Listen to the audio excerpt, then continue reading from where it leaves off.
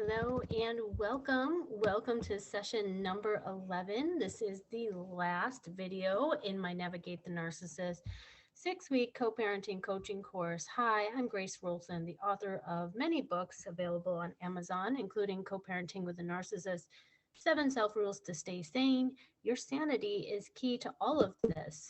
So I'm really excited to talk about this session because this is where our focus is, and we want to focus on the love that you have for your child, which is special, valuable, and wonderful, and everything that really matters, right?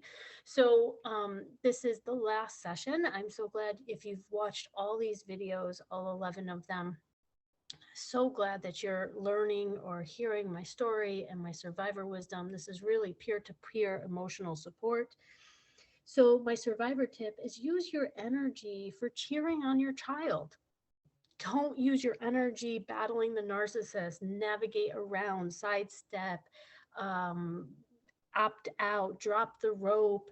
Use your energy for cheering on your child and your child's childhood, being part of it and letting them enjoy their childhood, having you enjoy their childhood, whatever part that you're involved in, and just focus on asking the courts for more rights, for more time with your child. You can be petitioning the courts, asking for more time. There's plenty of reasons to ask for more time, especially activities.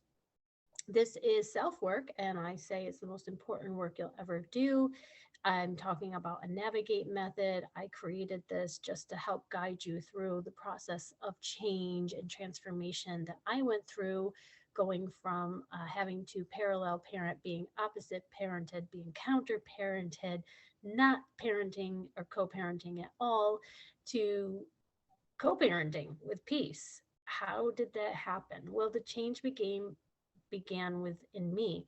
So I had to get peace with the injustices, the incompetence of family court failures, the inability for family court to deal with such a problem. And so I had to not do it alone, always safeguard my custody case, stop staying stuck in victim, but move to knowing I'm a survivor of many court battles and bad GAL reports, and I'm a survivor, overcoming the obstacles and the odds. I began getting in the know of tactics so I could reduce and eliminate my trigger. I healed from trauma. I got narcissistic abuse recovery. I gathered evidence. I documented like a pro. I acknowledged my mistakes and my weaknesses. I tamed my emotions, stopped reacting, started responding, waiting 3 days, getting three perspectives, and I stayed sane. And then most importantly, which is today, I enjoyed my time with my child and focused on what mattered, building bonds, trust, memories, telling stories, loving each other, which was, even if it was 1 hour a day, loving each other, cuddling, being together. So watch videos 1 through 10. Know there's worksheets to go along with this so that you can write your answers and really get some introspection and an inventory of your custody case and your co-parenting. And it's important that you focus on your own co-parenting and not the narcissist's lack of co-parenting or his parenting, what he is doing, what he isn't doing. That's not what you focus on. That's what you document. What he's doing that is wrong, what he is not doing. Those might be two separate Google Docs, and your complaints can be listed and then listed for a lawyer to pull out what's most important and if it can be compiled in a motion or a contempt. So please read my disclaimer below because not every case is the same. That's my website. You can like and subscribe if you're watching this on YouTube. This is meant to go along with coaching, individual coaching or group coaching, watching these videos, getting ideas, knowing you're not alone. This is meant to give you some inspiration and some hope and some redirection and refocus on of your mind, because a narcissist can rent way too much space in your head, trigger you, re-traumatize you, do co-parenting abuse, and keep going with abusive tactics. And what's important is that your kids feel loved by you, cared about, important to you. If you make all of the narcissist problems more important than your love for your child will feel that. So, how do you show and tell your kid that you love them? Don't carry the stress of being co-parenting with a narcissist or a custody battle into your relationship with your child. So find a way to diffuse yourself, to vent, to get some space between coming out of court and then having to go pick up your child. I had to hire a babysitter and I had to walk it off. I had to call my sponsor and my programs. I had to vent the injustices and the craziness and the stress of it all before I got home, and then was able to maybe watch a movie. Maybe you go for a bike ride, because you can't be so present when you're stuck in your fear, trauma, and drama. So other things to think about is how can you spend more time with your child? So is there a way for you to do your therapy while your child is with the father, so that you are emotionally and mentally available when they come back and you're not trying to do your stuff when they're home? I found a way to organize myself and become very efficient. I did my healing, recovery, my consultations, my coaching, my DV, all on days that I didn't have my child. So I wasn't cramming and I could just spend time with my child. How can you make the time more meaningful? If your child just sits in their room playing video games and you're not bonding and connecting and building memories and love, because you're so overwhelmed and stressed, you're zoning out on TV, video games, Facebook groups, whatever. Spend time with your child. I purposely go somewhere else, like our camper, our camp, to play Uno, emoji Uno, or whatever, so that we are actually playing together and away from the regular distractions of life. How can you make it more fun? So, plan your next trip to the splash ground, the playground, the park, and ask them, does your child feel loved? I mean, you got to keep fun in your life because this can be so serious, heavy, and horrible. So if you're showing up to a visit, how can you play a game with your child? Make it fun and don't bring all the emotional heaviness, the drama, trauma to the table. Make this their happy childhood and you be the adulting on the side. So that's really super important that you can compartmentalize. I even had to put the battle in a box, close the box, put it away, and then go back to my life with my child and not be thinking about the narcissist the whole time that I'm with my child. So I prioritized, and my child came first. And when I was with them, that's where I gave my attention, time, and energy and focus too. So I got the best Mother's Day card this year that said she felt loved. She's having a happy childhood, an awesome childhood, and she can feel my love. So that's what's important. Can your child feel your love? And do they trust you? Are they not afraid of you? Are you telling? We'll get into telling stories to build a connection. So you know that your stress goes somewhere and it usually filters down to the most vulnerable person in the house. So you've got to find a way to empty your stress. You don't confide in your child about your court battle. Your child matters to you so that you are getting yourself help. I mean, if you show up stressed out, strung out, overwhelmed as a parent, they're going to pick up on that stress, blame themselves. Even if you tell them it's not their fault, they blame themselves. So, how can you change this? By you getting help, it prevents the spill of negative energy and the overwhelm that you feel that goes down to your child. So, you have to simplify your life. You might have to let go of things for their first 10 years of life that you love doing. That's a hobby. I had to quit a lot of things just to raise my child as a single mom. I couldn't work full time. I had to get assistance programs. I knew that it was only there's one and only childhood, and I can get back into it when my child is grown and doesn't need a babysitter. And I didn't want to just dump her at daycares and babysitters. I wanted to be the person making the meals, raising my child, bonding with my child. So if you are pushing yourself too much, if you are pushing too hard and trying to do too much, simplify your life. Simplify that you have one job, not three jobs, that you don't have a relationship during the time that you're trying to be there for your child. I can't tell you how many codependent moms take their codependency right to a new relationship, and the child feels that the mom's energy is now pouring into a new person, a new partner.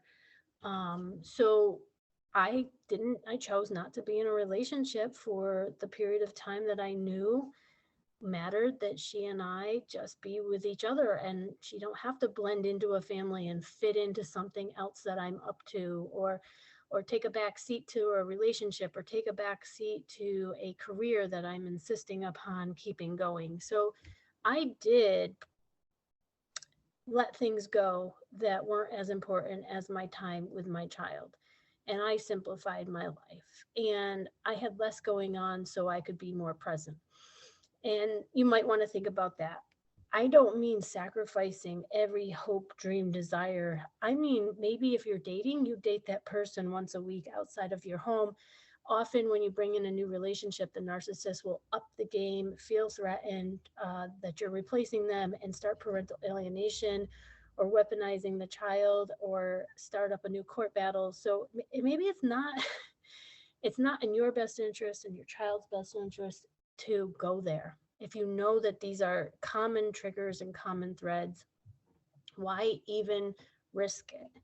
So I prioritize my commitment to my child more than a commitment to a romantic partner, or my dating life, or a career. And that made all the difference. I didn't have a lot of the problems that mothers have trying to do it all, because I wasn't trying to do it all. So if you have to let things go, be able to let things go more easily without a lot of grief, and tell yourself there'll be a time and a place for you to have those things. But right now your child has only one childhood, and you want to be part of it, and you want to make it count, and preserve the bond, make the memories, and be together. So your child needs hope, and we all need hope. And one of the things you can do is have story medicine, where it's story time. How can you tell stories that are about the good and focus on the good and give hope to your child? Don't allow the narcissist to tell all the stories to the child. Um, I even said, not all the things he says are true, because my perspective is very different. Um, and and the child had to decide what truth and what made sense. But if I countered it with a better story and said in a nicer way, that's what the child wanted to hear, and that's what they chose. So stories is how they listen and learn. Maybe you have to tell the birth story. Maybe you had to tell the story of waiting for them to be born, that you always wanted to be a mom, that they're the child of your dreams. They need to know that they're wanted, because we don't want to deal with a narcissist. We don't want a court battle. We don't want the headache, and then they feel not wanted and blame themselves and wish they weren't born. If that's happening, that child needs to know they're wanted, they're loved, you're willing to go through all this to have them, to be with them. So say the things and the stories that build up a better image in their mind of who they are, and that they're loved. That's so important. And only you know which stories are going to matter to them, and let the story be like medicine for their soul. Like, yeah, everyone is born into a different set of challenges, circumstances, and ours are unique, and it's designed to strengthen us, not break us. And so there's ways to say things and tell a story that can really help the child process their life. You want to learn to laugh again with your child, compartmentalize, put the horrible hell into a box and put it away, and be in the moment. And you also often have to reframe things. So if the narcissist is telling a lot of negative stories, you have to reframe it from the vantage point of success, blessing, happiness. So if my child would come and say, dad said this, I say, well, the judge believes that everything should be 50-50, and that's what he does, and we follow those orders. Um, as much bad as there is, there's so much good and rights and freedoms to focus on. Your child's going to grow up. And if you're in a free country with an education, they're going to have the opportunity to take out a loan, go to college, travel the world, the right to vote, things that we didn't have 100 years ago. So I focus on that and I repeat that. Like, we are really lucky that women can go to school and get an education just as much as men. There was a time very recently that it wasn't the case. So we also can, if we can't afford something, we can get a credit card and buy it. We can have pets that weren't even available years ago. There's so much that we have today that they didn't have. There's vaccines, there's medicines. So I always say reframe things and tell a new story. Write your story from an overcomer stance who faced challenges, grew, felt loved, and felt success. So don't always tell the bad. Stay away from two things: self-pity and dread.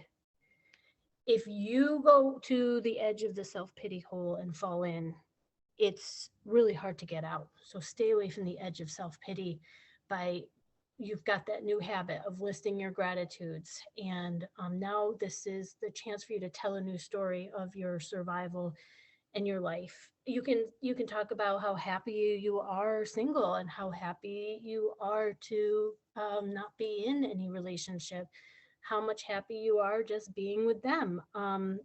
Tell the good that comes out of the bad. Tell that story of transformation. Um, the good thing that came out of a relationship that didn't work out was you, and very happy and grateful for you. And your learning is just alongside with them. You're learning about life, you're learning about yourself, and you're living life in the same journey with them. So, and you're stronger together than separate. So find a way to connect, because that's how your child gets courage, and that's how we get courage, is through connection.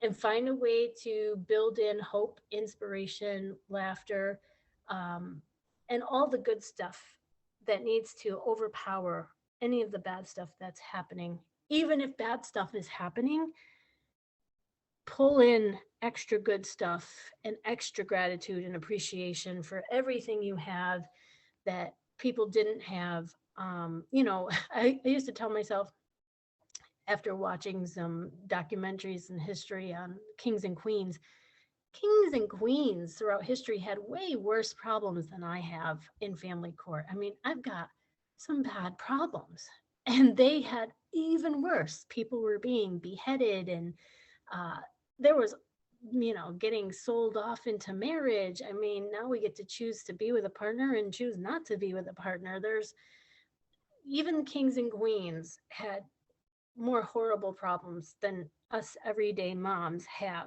They didn't even have indoor plumbing or hot water that came out of the shower. So we are living better than kings and queens did 100, 200, 300 years ago. And we have to be grateful for all of these opportunities. And when your child sees a mind that is focused on gratitude instead of ingratitude, like I used to call the disease that they talk about of alcoholism, and the family disease of alcoholism, that dis-ease is really ingratitude. The the problem of being ungrateful over and over and overpowering the gratitude. There's that saying where, you have two wolves that come, the black wolf and the white wolf. The one that comes back more often is the one you feed. Feed those good thoughts. Have a way to feed them, and that your child feeds them too and learns from you. So, they're learning from our example. And when you don't have your child, I call it holding fort. How can you hold fort? Can you plan trips, adventures? When they come back, can you have a routine or ritual together? Can you keep things familiar for them? Can they count on you for emotional stability? Do you have big shoulders? Are you acting mature? And I didn't always say, I miss you, I miss you, I miss you, which was just the vibe of being sad. I changed it to, I'm thinking about you. I'm waiting for you to come back, and I can't wait till you come back because then we can do this. And I always gave something to look forward to. Um, Sometimes I would clean the whole room and then talk about how beautiful her room was and that it's all cleaned out and everything is nice. And, um, you know, that is a way to hold fort that you're there for your child. You're not going anywhere. You're not moving town to town. You're not moving away. You're stationed and holding fort while you're under attack from a narcissistic co-parent. And when I got my child back, I didn't just go straight home. We had to get the energy of the negative narcissist off. So we'd go to a playground, we'd go for a bike ride, we'd go outside, and we'd have a transition time of doing something. Maybe it's just you swing for 15 minutes when you get her back, so that there's a way to dispel any of the toxicity of the narcissist to give you a buffer zone and a stopgap from it filtering into your parenting time. So the narcissist might be negative towards you, but you're giving the child a totally different experience of you, and they're going to make up their mind for themselves if you offer that alternative experience. But if you are really stressed out, strung out, negative, stuck in self-pity, always worried, always anxious, can't laugh, can't enjoy anything, sad, crying, brokenhearted, if that's the mom that they come home to and that they have 100% of the time, then that isn't giving them that love and what they need to thrive. That's them now feeling like they are the reason for all the problems. So get healed, get healthy, get supported, be that mom they want to come back to, that isn't in constantly heartbroken because there's a new relationship and that guy is even more abusive or more disrespectful. Don't rely on others for where you live. Don't rely on others for money. If you need assistance programs to get off a dependency from another abusive relationship, get help, ask for help, find the free help. If you don't have money, find the free help, get resourceful, believe that you're worth it, start believing in yourself. Self-preservation is a must, and your self-work is the most important work you're ever going to do. So be the mom that's holding a good fort and that they're happy to come back to, and that you're happy when they're back. And other toxic relations, if you have a best friend that's a narcissist, now that you know what narcissism is, that's not the best friend to have around. They're going to take up your time. And if you're a caring, giving person who feels overly loyal to everyone in your life, you're draining your energy.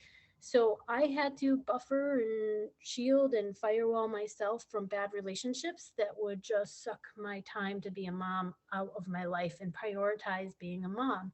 Because while I'm always going to be a parent, my child is going to grow up and won't always be 10 again, won't always be 5 again. And so that's who I prioritized. And, I'm not saying you can't throw in a little bit of dating, but have that be secondary. Your child be first. Children can feel this, and that is my recommendation. Think about that. If you're there for your child 100%, or you're only there for your child 50% because your other 50% is towards a committed relationship. So, and I know there'll be a time when I don't have a young needy child, that I then have a lot more time to myself, and that will be the time to have a partner, a companion, and date. So I was able to make that sacrifice consciously. I made that choice consciously.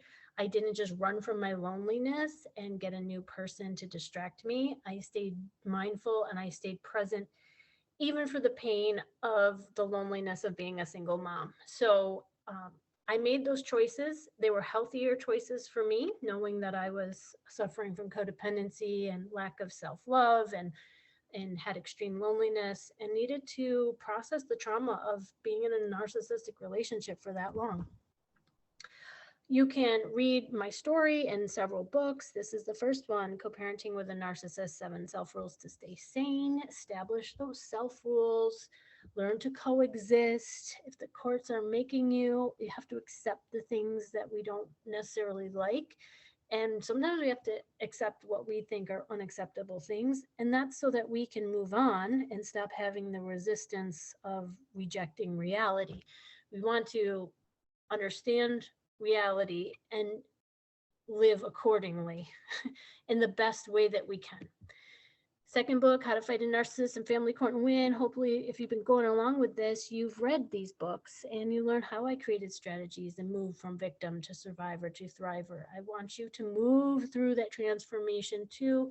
And as you move through healing, your child goes along with you and can process their life and their situation, because they're going to get strategies to navigate. And my third book is Co-Parenting with a Sociopath, Survival and Sanity Guide. When you're in survival mode, it's safety first. When you need to survive and put survival first, don't be upset that that's what you have to do. If you know you're dealing with something darker, scarier, you might back off instead of approach. And you might have to get help from a local DV agency, develop a safe plan, call the police station, find out who the DV advocate is for restraining orders, harassment orders, no contact orders. You might have to empower yourself with knowing who deals with this type of work. My fourth book, How to Survive a Custody Battle with a Narcissist When the Family Courts Force You to Co-Parent, has everything in it. It has my 25 best practices, has my list of co-parenting views so you can recognize it, circle it, and then find a counter strategy or maneuver to it. These are some of my blogs put into a book after I was consulting with moms. And your homework is to actually finish that fourth ebook, How to Survive. So hopefully that you've gone through all these sessions, you've taken something, the emotional support, and you've let it really come into your heart. Thank you for watching. My mission is to help women who love alcoholics and mothers who are co-parenting with narcissists for the children. I do this because I know when you get the help, the children benefit, and it keeps children out of abusive alcoholic homes and away from toxic narcissistic parents and destabilized exes. Um, it stops you from being a target of blame when you adopt some of these strategies, positions, stances. So you can thrive, your children can thrive. And you know you're doing things right when you see your children thriving and they're not an emotional mess. Yes, the other party does a lot of bad stuff, but you have your side of the street to clean up. And when they have one healthy, safe parent, they can feel secure enough and have enough of a support system to be thriving. So I want this for you. I worked really hard and did a lot of sacrificing to make sure my child had that happy childhood, that I wasn't distracting myself, that I was present and able to be there for her and be on this journey with her, creating that bonds through joy instead of bonds through pain. So I do have a trauma bond video if you need to still break trauma bonds. But the opposite of breaking, having trauma bonds and bonding in trauma is bonding in joy. So having that fun, laughing, making memories, having adventures, being with each other, doing activities.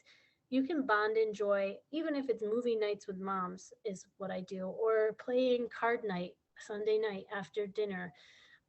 You can make those bonds in all kinds of ways. So focus on those opportunities to be with your child, relaxed, having fun, instead of going to therapy and therapy and therapy. We want to balance it out. Yes, you need therapy, but you also need some fun. Don't let it be all that heavy. Join me on Co-Parenting with a Narcissist support group for moms on Facebook.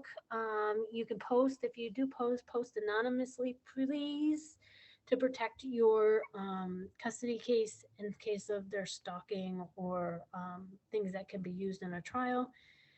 Thank you for watching Navigate the Narcissist. Come out of this stronger than before. You can outgrow your problems. So keep learning, healing, and growing. pick up my first book and begin the journey of learning and transformation with me. If you want to stop making mistakes, check out my video of 8 common mistakes that we make as moms. Mistakes are for learning. Don't get down on yourself for making mistakes. If you made a mistake, it's because you didn't know. So learn so you know, and you can stop making mistakes through the power of choice. If you want to start focusing on creating peace, check out my 1 hour webinar, and I'm happy to give you some of my insights and why you'd want to create a peaceful environment for between you and the narcissist, why you don't want to put them in their place and escalate any conflict, because your child is in the middle. That's the reason. So you have to let go of the ego battle. If you are being abused, it means you're in the battle, and good for you for standing up and speaking up, but maybe it's time to stop, sidestep, get a lawyer so that you can stop that type of abuse. Use the Family Wizard app, step out of the conflict, back away from the battles. You can claim your power by knowing what it is they're doing, but there's something you're doing, so find your part in it. There's some way that you're being that is very triggering, that they will go from to be doing abuse. You've become the target of blame. It's very hard to shift that in their mind, but it can be done. Work with me if you need help with that. And you have the power to not take it personally. So don't. And if you don't have a lawyer, that's a huge weakness in your case. And you can understand that you need the right weapons for where you're going. And that would be the family court lawyer. So if you've drawn a hard line and said, no, there's potentially a battle brewing, try to find a way to level the playing field by getting a lawyer and being prepared and being well represented. If they've got the best lawyer, you have to find something comparable or equal so that you don't get out lawyered and lose just because of paperwork and legal maneuvers. I've seen the best moms lose their kids. Women that are teachers lose their own children and lose all their self-esteem and self-worth. Don't let that happen by being proactive, taking this advice. My legal advice is to get legal advice. Thank you for watching. You can subscribe for more videos. This is my channel, and you give me a like on this, I'd appreciate it. If you want to donate to my cause, I'm trying to help mothers who are disadvantaged, financially, legally abused, get mindsets and focus and emotional support to keep going in their journey. So thank you so much for watching all of these, and tell me if you've done this whole program. I'd love to get a testimonial from you. So